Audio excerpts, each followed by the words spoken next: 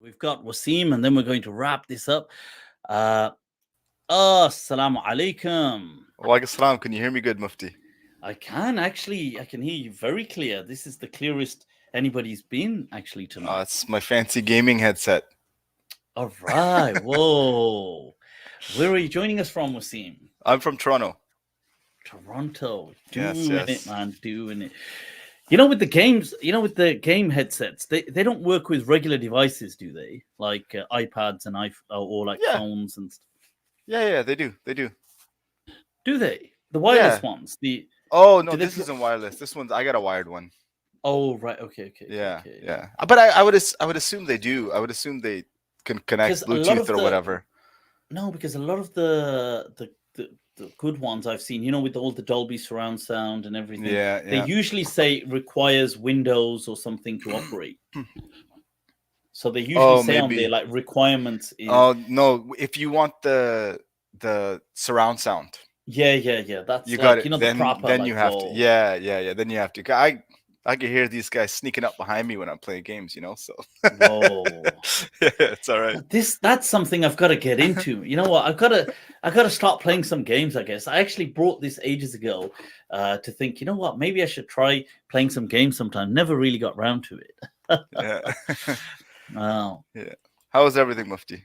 Yeah, things are good. So talk to us, Waseem. What's on your mind? I came on at probably around the 2 hours and 50-minute mark. I just saw you. I was like, oh, okay. This because I'm actually new to, you seem like you have such a beautiful community here, Oh, it's a pleasure to have you on board, man. It's so good. So okay, yep. Yeah. Talk to us. So you came on, yeah. I caught like when I came on. I think it was the brother. His last name was Khan, and he was. Khan, he was. I think you were talking about gangs and like that kind of stuff. That's an issue here too, and so I heard. Is it as bad in Canada? Depends. Like Toronto, I get Toronto the impression that America is kind of like certain parts is. America's another level. I used to drive trucks, like tractor trailer trucks, like like lorries, as you guys call them. Yeah. Lorries, right? That's it. Yeah, but and I'd be all over. There's some parts of the states you go to, and you'd think you drove into a third world country. Okay. Yeah. But was it dangerous in a dangerous sense? It can be. I've driven through areas like in cities where they tell you don't stop at red lights, just drive through if it's nighttime. Oh wow. Yeah. Okay. Yeah. That's in the States. Or they have the signs, prisoners may have escaped, like all kinds of crazy stuff in the States. Yeah. Just so you know. Yeah. In other news, some psychotic prisoners may have escaped. But I grew up in a really poor neighborhood. A lot of my friends were involved in gangs. I actually, I count myself pretty blessed. I think a big part of why I was able to kind of stay out of it was probably because I had, two parents there to guide me in certain ways, or just to not allow me to get too involved. But I mean, I've had my, like, I've just been coming into, like, where I lived was like at a time it was like a lot of Tamil diaspora had like moved there from Civil War in Sri Lanka. Oh right. And so it was in the late 90s, late 90s, early 2000s. I mean, just from like a lot of the gang stuff is like you don't really, I mean, just another perspective, you don't really have a choice. Like sometimes you're just born into it. It's your neighborhood you live in. Like I was walking in one time and car pulls up side and they pulled me right in, my head right in the window, and they said, "Hey, are you from Gilder?" And this is where I lived. I lived in Gilder. They thought it was Tamil, right? In the summertime, I get quite dark. What were they? They were Tamil as well. Yes, but it was another Tamil gang. Oh right, okay. Yeah, and they put a gun. So it was like their home beef, which they've brought back over here. There's a spillover. It wasn't even a spillover. It was two separate Tamil gangs. So they were both Tamil. Wow. Right, but it was there's to do with a case of mistaken identity. They you as a they put a gun to my face. Oh wow, bloody hell. Yeah. And I'm like, I live here, man. Like, I'm just trying to go home, right? Like, guys, I don't roll with, you got to be like, I don't roll with I don't roll with Gilder boys. Like, I don't not part of the gang here. I just live here, man. Like, but it's sad, my neighbor that I lived next to I lived on the 15th floor of a high-rise building. It was really old, busted up building, and he went to jail for attempted murder. Another one of my best friends went to jail for grand theft auto. A lot of poverty, and when you don't have options or opportunities, it really doesn't allow people to grow and be themselves. And then you add on top of that broken homes and like no community, isolation. It really is quite. In fact, there's actually a really popular, like a really big gang in Toronto. They're called the Halal Boys. The what? The halal, as in halal, eating halal. Yeah. Oh like yeah. halal. Oh man, they're like serious. They will kill you. Yeah. Like no way. Okay, but that's not halal though. I go, well, guys. That's for the haram boys. You guys are the halal boys. Yeah. You're mixing up the.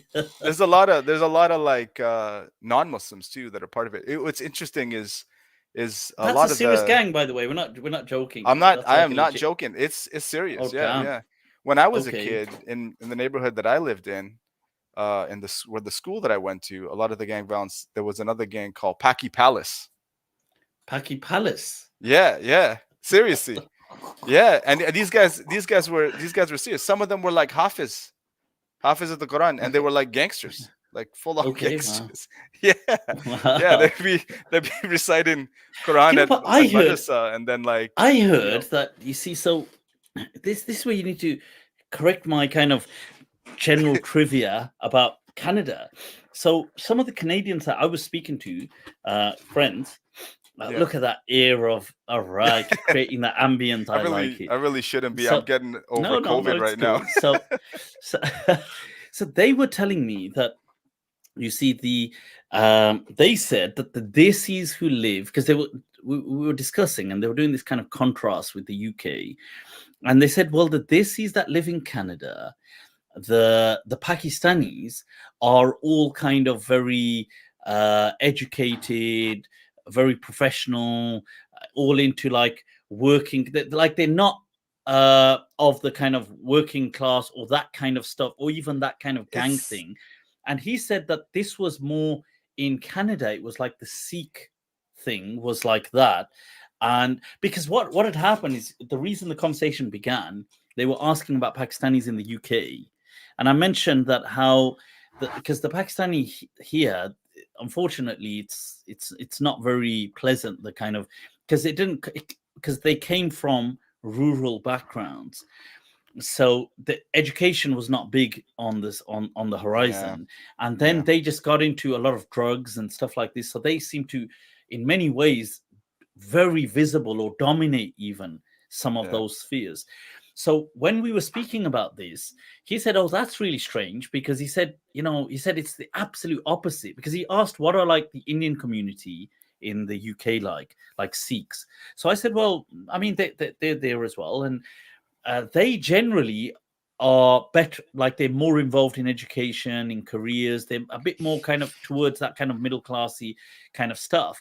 And he said, well, it's the absolute opposite in Canada. And I said, so is it, or it's a mix, like depending. So like you got like Toronto proper, and then you got suburbs like Scarborough, which is like a working class, like, working poor kind of like neighborhood. Then you got Mississauga, which is another big city, just over 1 million people, just west of Toronto, like kind of connected.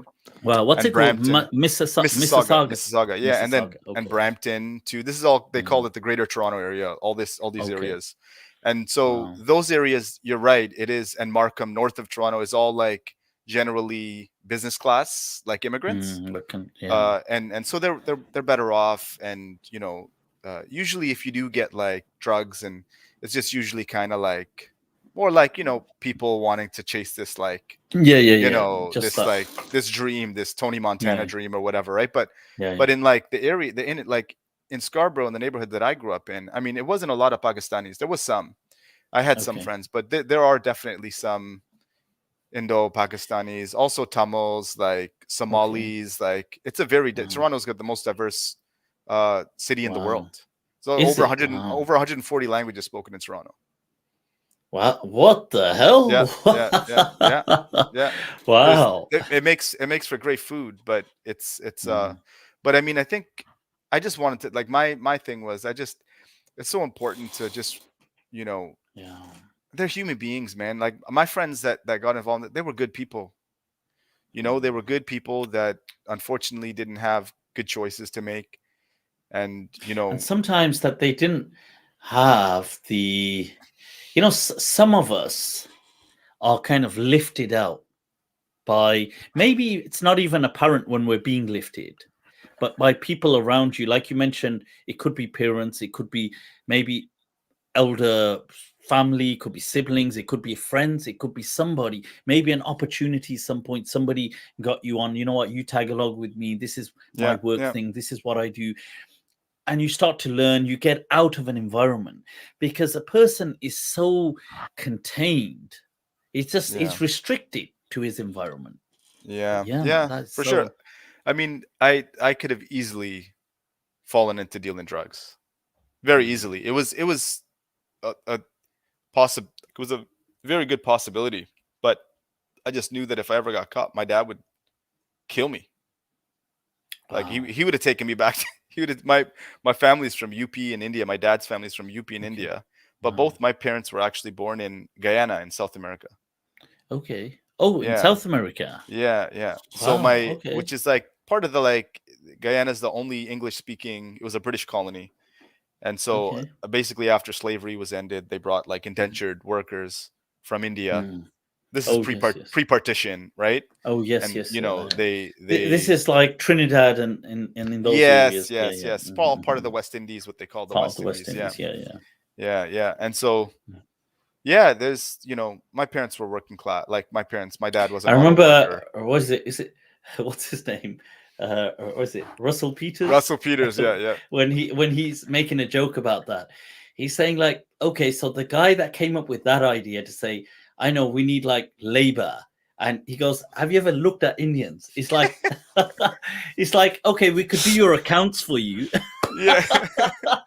Yeah, it's so funny. He's Yeah, yeah. hilarious. But He's you know, Canadian.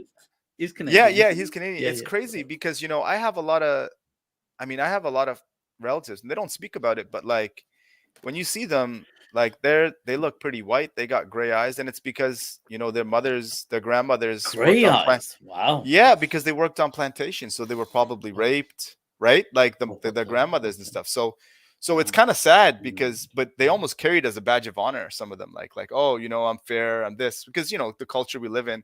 Yeah, But yeah, yeah, a lot of crazy stuff when you look at our history, you know. um yeah. yeah, Salam. I want to add that to It that. comes Yeah, back to it comes back to this base of suffering for the yeah, human journey, and that it's interesting because the whole thing today was about that the journey must go on.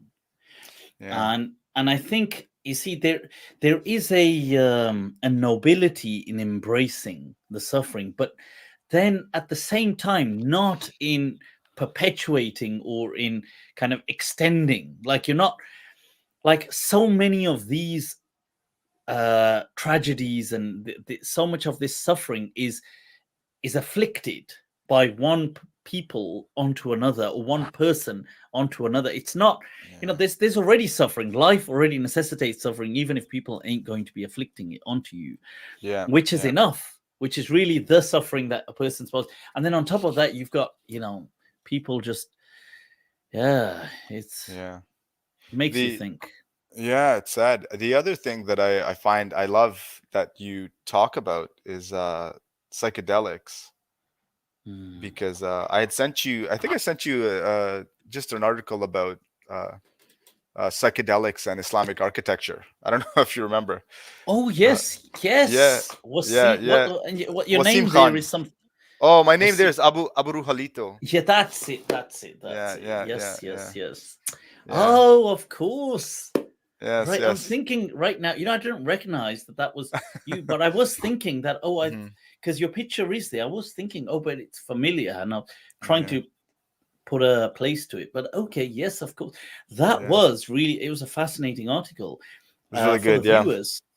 If you, I don't know, maybe if you Google I that could put it. psychedelics. I could put Okay. it in the link. I'll try and find it and Yeah, put it yeah, in the yeah. link, Sure. and And then it's an amazing article on. It's not so big. It's about psychedelics, the correlation between psychedelics and Islamic art. And he takes a look at certain masajid, the masjid in Shiraz, the masjid in different places, and how, when you look at it, it definitely, unmistakably appears as kind of psychedelic art. Yeah, definitely. It's very interesting. For whatever reason, it's not letting me. I think when this chat ends, I'll be able to do it. Yeah. Then you'd be. Yeah. It's been a huge benefit to me. Like I probably do. I do mushrooms when I feel the need. Like I kind of wait to feel the need. It's a very sacred thing for me. I have a very particular ritual. It is a sacred thing, Yeah, it is sacred. I end up doing twice a year, maybe. Yeah, I don't like. To me, obviously, people can, people do whatever they want to do, but to me, I see it as almost like it's sort of adab almost. It's like a sacrilege borderline to be doing these things just like as a joke or as a like I see them as very sacred. Yeah. I don't know anybody that would do, like, for me, I never come down from a trip on mushrooms and be like, yeah, I'm gonna do this tomorrow. Like, it's like, man, I'm putting that together for the next like 3 to 6 months of the year, like processing everything that happened, like but some like this very I realized my headphones just went dead. So 1 second, I'll have to put these in. Yeah. Right. So I think what it did was, 1 second, let me just go into the Bluetooth.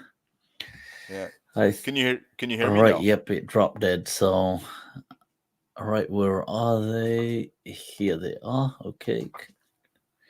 See if they connect. No, did it not connect? Okay. Did it? I think, this is the problem with Apple devices as well. They don't connect with multiple devices. So let me just 1 second try to connect it now.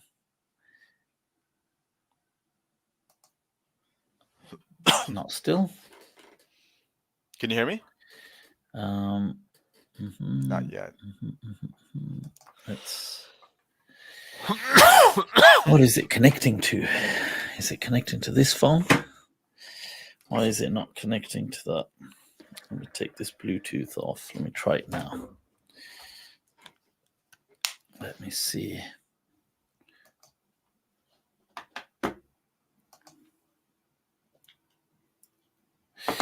Right, I don't know what the hell this is doing.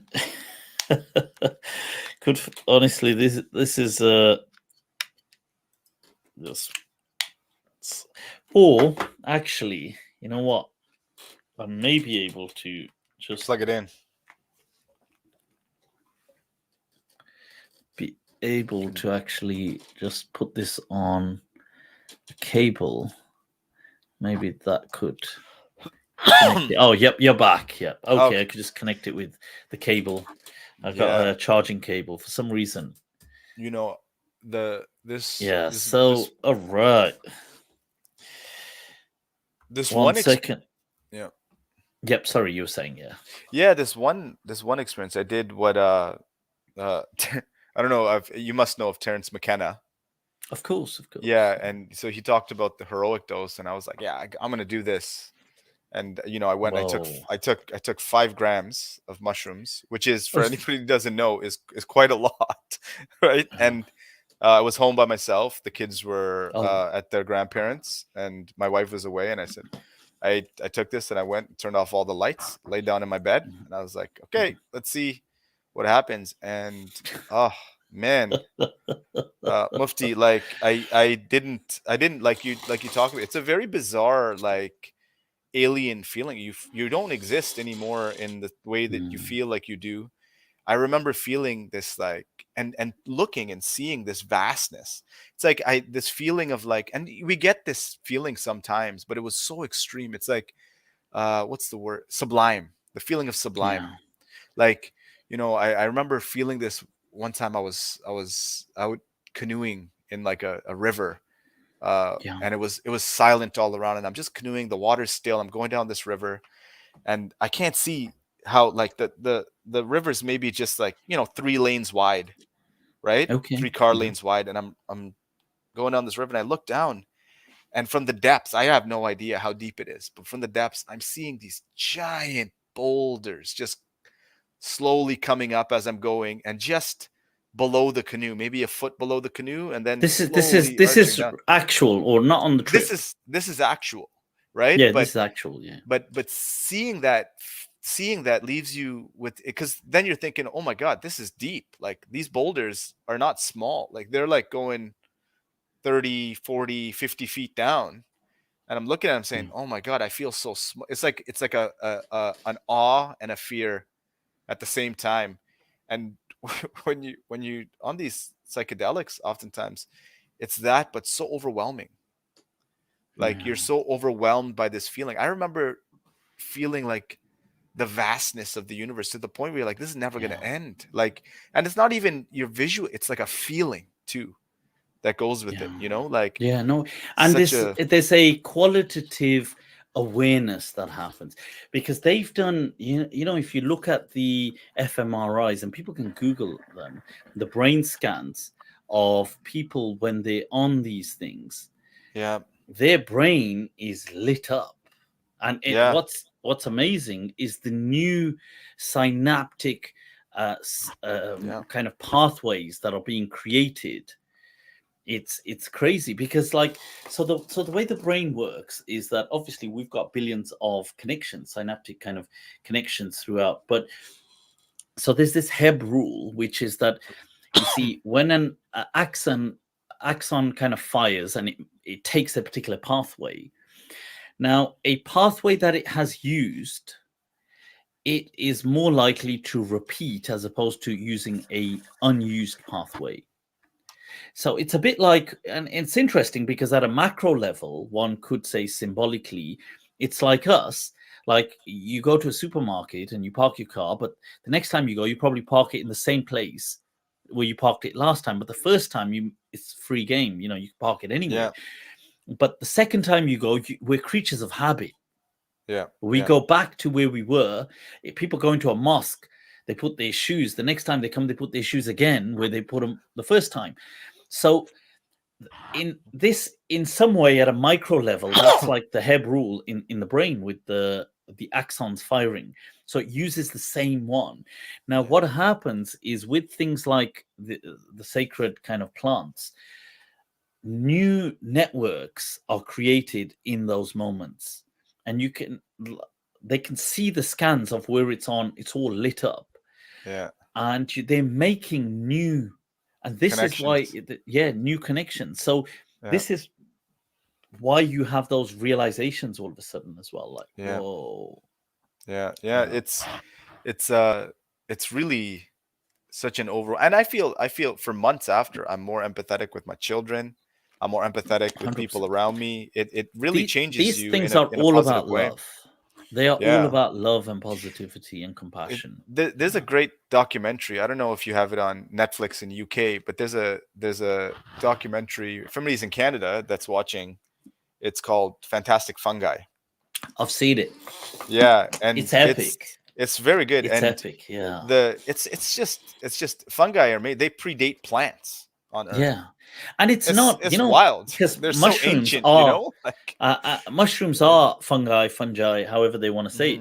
Now, this is not part of the plant kingdom. No, not and it's at not all. part of the animal kingdom, but it's closer to animals than it is than plants are to us. Yeah. So so you have this whole, this kingdom. It's not even a species, this whole kingdom that is like the world's ecosystem. Because they show it in that fantastic whatever it's fungi. Great. The visuals are great. How it kind of recycles everything, how the mycelium kind of networks underground allow the trees to communicate. And it's they all work together. Madness. It's absolute madness. It is. Yeah. It's why I go every year with my kids. We go and we pick edible mushrooms and plants, and we try and forage as much as we can. You can. I have found psychedelic ones, but Okay, wow. you know, my kids know not to like eat them. That's what I was about to say. Is your kid comes back, he goes, Dad, I haven't found the psychedelic, but No, he goes, none but of I've got them. this flying elephant with me. Yeah, Can't you see it? there's actually only a No. few wild edible mushrooms that you can really eat raw. Like most of them you need to cook, otherwise they're going to give you some sort of gastrointestinal issues. But just what a you had a, I remember I think you had a talk, someone was saying like, you know, you were making the connection with like Jalaluddin Rumi, and like that maybe they were having some sort of, and I think that's possible. He was saying like, you know, oh no, this is kind of like, no, this is impossible. This is from years, like basically this idea that years of like dedication to these practices and, you know, these types of zikr, and like, I mean, it doesn't, you know, negate that. It doesn't negate it. I think doesn't, it's still, I know, but you take 8 grams of mushrooms, and I guarantee you, there's nothing like it. You know, I don't care what you say, man. Like you can. No, I mean, if you took don't take stuff, 8 grams, people. You know, Do not take 8 grams. No, okay, don't. I'm not. Don't do I'm not suggesting. Don't do that. I'm not, okay, make that no, very I'm clear. Not, do not. I'm not suggesting it, but I mean, like, it's a very overwhelming, powerful experience. What are your thoughts following from that on DMT? I have DMT actually. I've tried it, but the DMT that I got, unfortunately, is like a lower dose, so I haven't been able to really benefit in the way that I'd like. But DMT is in everything. You just have to get that inhibitor, basically, that allows your body to process the psychedelic part. Otherwise, your stomach acids just kind of break it down, I think, with DMT. But the MALM, yeah, but it's I've heard it's very powerful. Actually, you should check out this guy. He's bizarre. There's this man. He's very bizarre. His name is Kalindi E. I don't know if you heard of him, but he's actually he's from Detroit, and he studies like all these traditional African martial arts. He's maybe in his 50s or 60s, and he's just a very disciplined. He pushes himself, you know, really far. He explores all these different psychedelics, and you know, he's an activist in Detroit. He does a lot of great work, but he has slowly taken more and more, like, raised his dosage of psilocybin mushrooms. And this is just to let anybody know, this is like, never even think about doing this. This is a guy that's done it for like the last 20-30 years of his life, but he's doing like 30 and 40 grams of mushrooms at a time on a trip. And what the hell?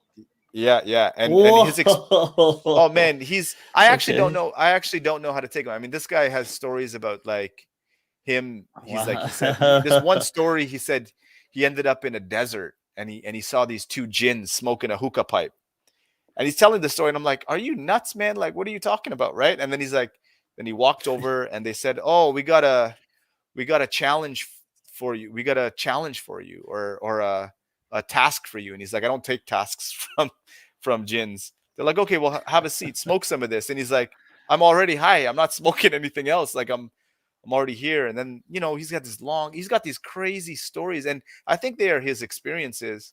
Like, I mean, for me, I think I don't know if it's just internal or if it's external. Part of me feels like it doesn't even really matter. Like, what's reality? You know what I mean? Like, you know, the universe is, I guess, like our world is how we perceive it. You know, I definitely think that it definitely, like, you know, I know the other brother was talking about like seeing plants breathing and stuff like that. Like, you definitely puts you more in tune. Like, I mean, it makes your senses stronger. It is nature, and it definitely, the studies. I mean, a person could just Google. There's been quite a bit of studies done by now, and what they found is people usually are much more in tune with nature. They're much more empathic in general. They have much more greater concern for humanity, love, compassion. They become like they will score much higher on all of these fronts. But I think it's important to add as well, because that I'm not saying you see, I would not say to people, go do this stuff. People, it's their own 100%. journey.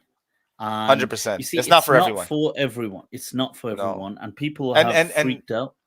People have it's very out bad. I've had times where it's very difficult. Yeah. Yeah. And if they're not trained, it could be incredibly terrifying. And it could be like living a nightmare from which you can't escape. And it's so imagine it's like saying if you weren't sure about swimming and you were dropped into an ocean, like, and even if you could swim in an ocean, like if it's gone wrong, it doesn't matter how good of a swimmer you are, an ocean is an ocean. So it's these things. This is why I do say it's not for everyone, and because they can see, people sometimes hear the sweet things and they are wonderful from the sweet side, and they do all of that. But if a person is, you see, if they are of the path will kind of call them. This is what I always feel, that it's a weird way of communicating. If people, you see, those who explore this just like a kind of buzz or kind of, often it scares the hell out of them, and it will kind of like really, and it can, no, maybe not everyone, but some people, they can have a really terrible kind of trip. And the crazy thing about it is this, no holds barred. It's not, there's no escaping it. There's no breaks or parameters in that realm. No. There's not like if you're sitting here and you're going to fall, well, at most you can just fall this distance. But in the world of that, there are no parameters. What you may go through is, put it like this: it is open to as far and even beyond your imagination. Yes, and it's very alien, vast and scary. Yeah, it's very alien. It's very unlike anything. And sometimes I mean, I always say, like people that like my friends that have approached me, sometimes like if they really want to try it, I will just stay with them and let's kind of remind them, hey, you're okay, I'm here, like a trip, okay. like trip sitting, like a yes, trip sit for absolutely. Yeah. And no, it's important as well. People must have often, like, or they ought to have a trip sitter, and they ought to, where they do these things. Obviously there's issues of legalities, depending on certain countries, it's not an issue. And then there's issues of the strategy and coordination. Like, there should be trip sitters, there should be people that overseeing people to help them, because the whole thing is it is sacred, and just like anything sacred, it has a whole practice with it. It's not just something. Yeah, you got to start slow. If you're thinking, if anybody's thinking about doing it, definitely talk to somebody that's experienced and start very slow. Because I mean, it can bring up, I've had trips where I've just cried for 5 hours straight, and just difficult. And if you're not prepared for that, then you probably shouldn't. Like, and I go into it kind of with the attitude of like, even things that are difficult are still good. Like, I mean, like, that's true. I feel that, you see, I do go, I mean, this is now a different side. So that's me talking to people, but then there's like my personal thing. So my personal thing is, and this is just for me, not for people. I agree with that philosophy that there's no such thing as a bad trip, that it's always something which will open certain doorways to certain realizations and understandings of the cosmos and of reality. But I get it that that's not for everyone, and you can't just, because I think the sensibility of just highlighting, because it is true, people sometimes may just hear the glamour. It's like somebody may think, oh wow, you go to a gym and you do, is that how it works? I'm going to the gym, pick something up, dropping on themselves and break some serious bones. But although people don't do it as bad in this, but in that, when it comes to sacred stuff or medicine, plant medicine, it's I agree with you, man. 100% that it's not. It has a calling, and yeah, each to their own.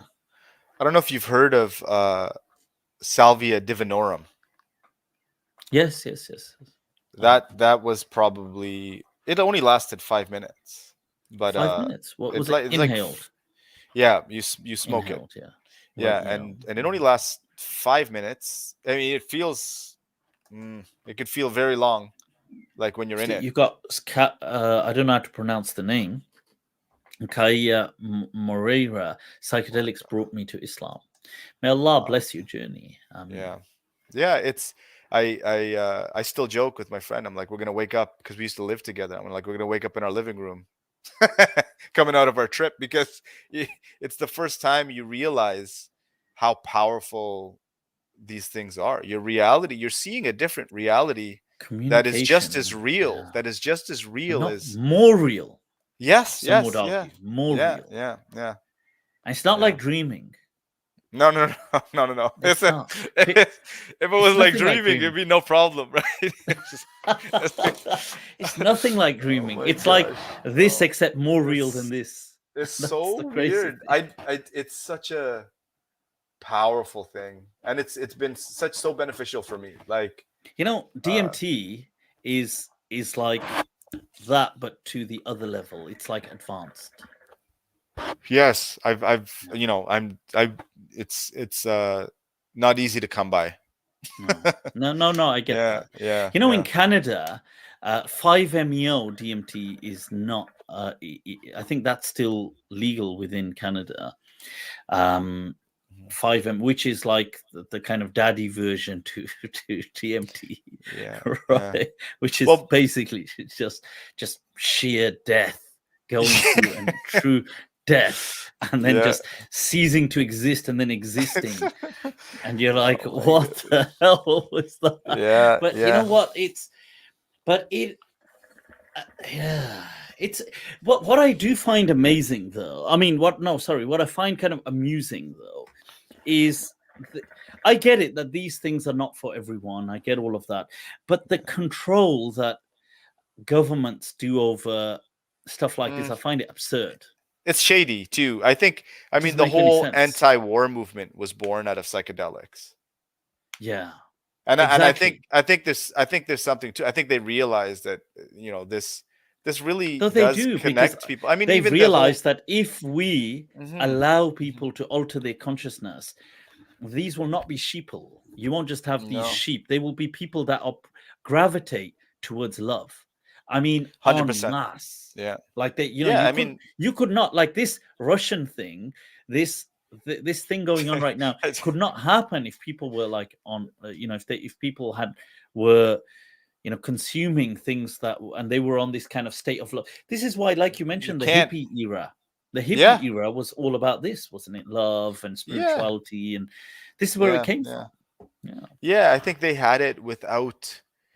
I think that the problem with the hippie area is that they weren't grounded in really any type of spiritual heritage, and that's the problem. They're just kind of like, and there's beauty in that too, in exploring this kind of spiritual world. But when you have a framework, which we do Islamically, right? Like, I feel like it can be very beneficial. Absolutely. Then it's something else. Then it's a game changer, isn't it? Because you are nested and you are kind of anchored in this this prism of, or this kind of these roots of faith.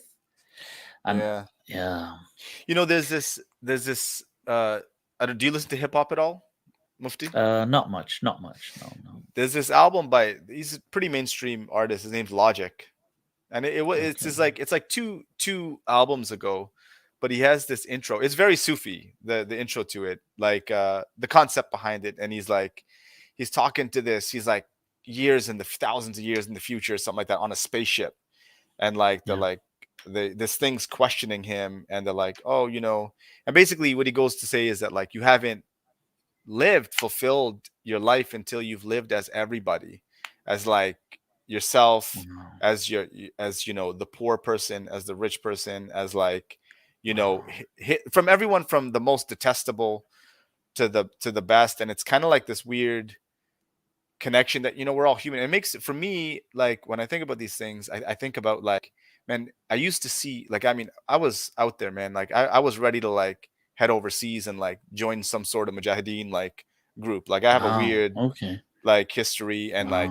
I helped, I feel like I helped a lot of people kind of turn away from that too, like at least the people that were around me. But like it's nothing's black and white.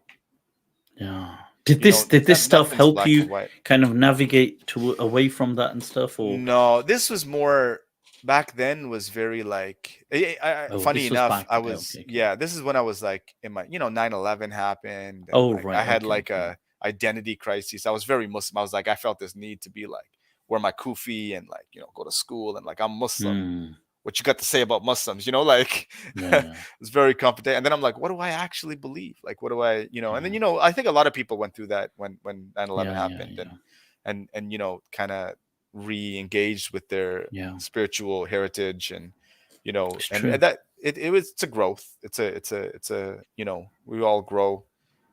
But for me now, you see, we grow by, you see, there's a stage, a necessary stage of becoming more or a heightened self-consciousness. So whenever that happens, there's this kind of growth, and or potentially there's room for growth anyway, to pivot. And it's so when 9/11 happened, everybody's kind of looking at Muslims. So when people stare at you because of something, you become more self-conscious of it. Yeah. Prior to that, you may not be thinking, like maybe, you're taking it for granted. You are still Muslim, but you're not as self-conscious. Yeah, it's interesting because I feel as well, I mean, I've spoken about this on other episodes, that since we were speaking about, let's say, psychedelics, that one of the things, one of the interpretations of the forbidden fruit was it being a psychedelic kind of plant or whatever it is. Now, because what it results in is greater self-consciousness. Like in the Quran, it mentions that Adam alayhi salam, consuming whatever this forbidden fruit is, they become self-aware.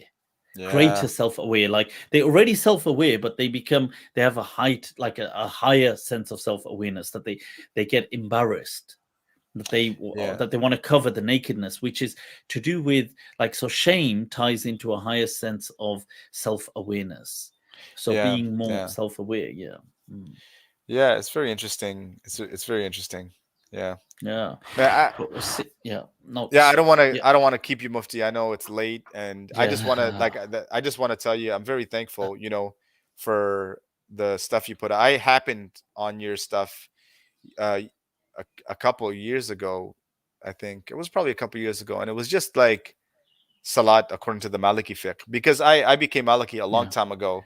My family grew up Hanafi, and I was really like, I was very theologically minded. Everything was I was like, I'll convince everybody that Islam is the truth. I was very like, I'll argue with this person. Alhamdulillah, all of my close friends actually became Muslim around me, right? Like, not because of me. This is not me at all. Like, but like, I think we just had this sense of community, and like we've all kind of went our own ways, and we do different things. And a lot of it was misguided back then. Everything was very black and white. I think theology sometimes does that. You think you have the answers to everything. And, now I just realize things are a lot more gray, but I really appreciate your content.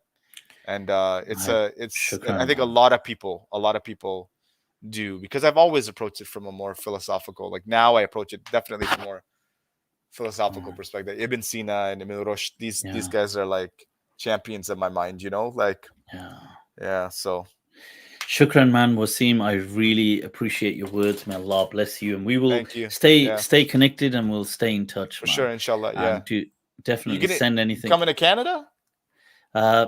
Maybe some point. Yeah, why not? Let's definitely. We've got to, man. There's a lot of people from Canada. Listen, I've seen so many people connect to you from Canada, from Toronto. I must say, I do have, you know, a very heartwarming amount of receptivity from Canada. I see on whenever I do check the analytics, it's Canada. You guys, Canadians are doing it. They are.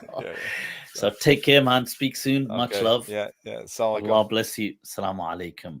People, that was Waseem from Toronto.